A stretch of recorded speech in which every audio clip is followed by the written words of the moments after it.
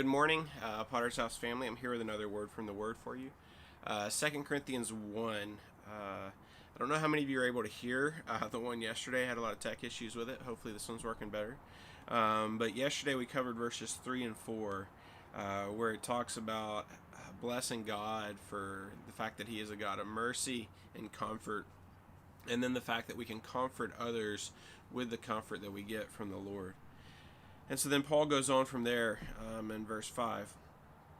For as we share abundantly in Christ's sufferings, so through Christ we share abundantly in comfort too.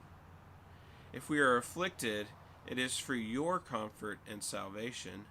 And if we are comforted, it is for your comfort, which you experience when you patiently endure the same sufferings that we suffer.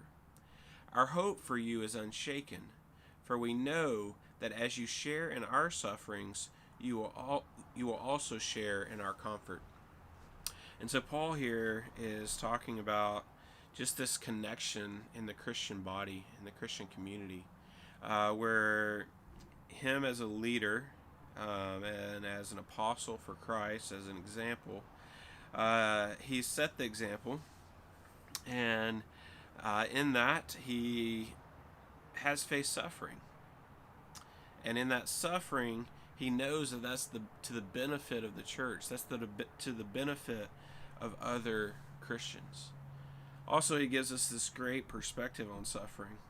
For as we share abundantly in Christ's sufferings, it's not a little bit of suffering that he's going through. He's saying it's abundant.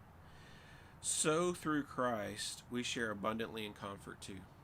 Equally with us suffering because of our faith, suffering in Christ, we equally get his comfort on us, his reassurance, his peace. And if we're afflicted, it is for your comfort and salvation. So this gives us great perspective. Maybe we need to view things as like, hey, I'm going through something really hard right now. Maybe that's for my brothers and sisters in Christ. Maybe that's so that they can benefit. Maybe that the way that I handle this suffering, the way that I go through this suffering, will be a testimony to them, will encourage them in their walk, will help build up the body, will help encourage people, will spur the gospel on. And we're encouraged here, you experience when you patiently endure the same sufferings that we suffer. And so, yeah, as I go through something, how I handle it will be reflected in others. And when they go through the same thing, hopefully they can look and say, wow, I remember how Wayne handled that, and I want to handle it with the same grace. I want to handle it with the same mercy. I want to handle it with the same love and comfort that he handled it with. And I hope you can say the same for yourself. Well, that's been your word from the Word for today. I hope it's an encouragement to you. I will see you again tomorrow. Bye for now.